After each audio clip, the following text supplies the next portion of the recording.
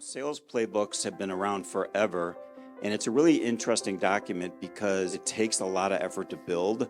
There are now opportunities to leverage AI, machine learning, to actually build 60% of a playbook, where 40% is still going to be human intake. And what's really interesting is that's an element of something that's been around a long, long time, but can bring value to the go-to-market strategy that a company is looking to do.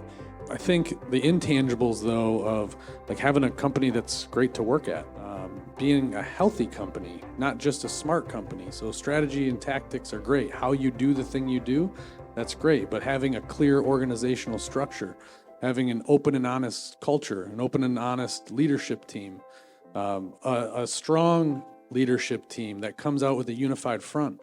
And behind closed doors, there's probably a good dose of healthy conflict and healthy debate. But when they come out to the rest of the company, there's that unified front.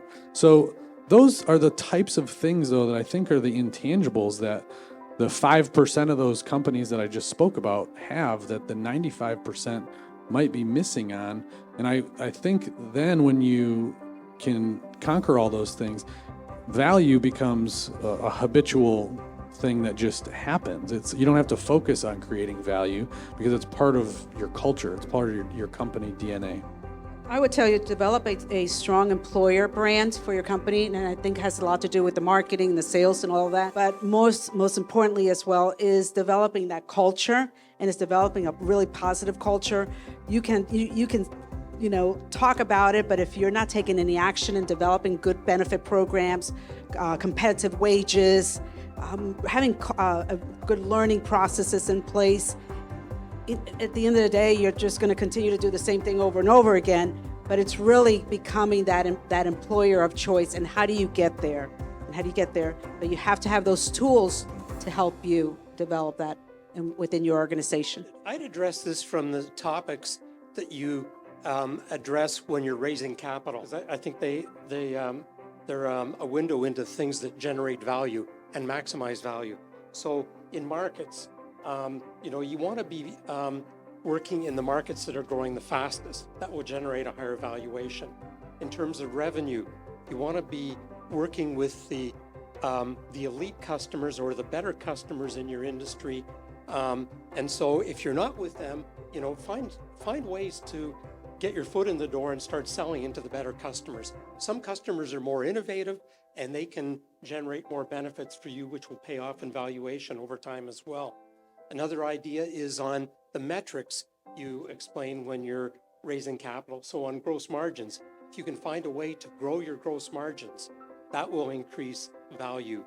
When you're making investments in R&D or in capital equipment, make sure you're getting a payoff from those investments because that'll translate into higher valuations. And then finally, on the executive team, we always sell our executive team as part of the story in raising capital. So if you can upgrade any key roles to have the experience that better fits what your company needs today, that will pay off in better valuations as well. So when I look at the value of my company, I look at what can it produce or how successful can it be if I took 1 month off and completely unplugged as its CEO. And I look at it that way for our clients' businesses as well. And if your answer is that it will break, I could never take a month off, or I could never even dream of taking a month off, then your business is not worth anything.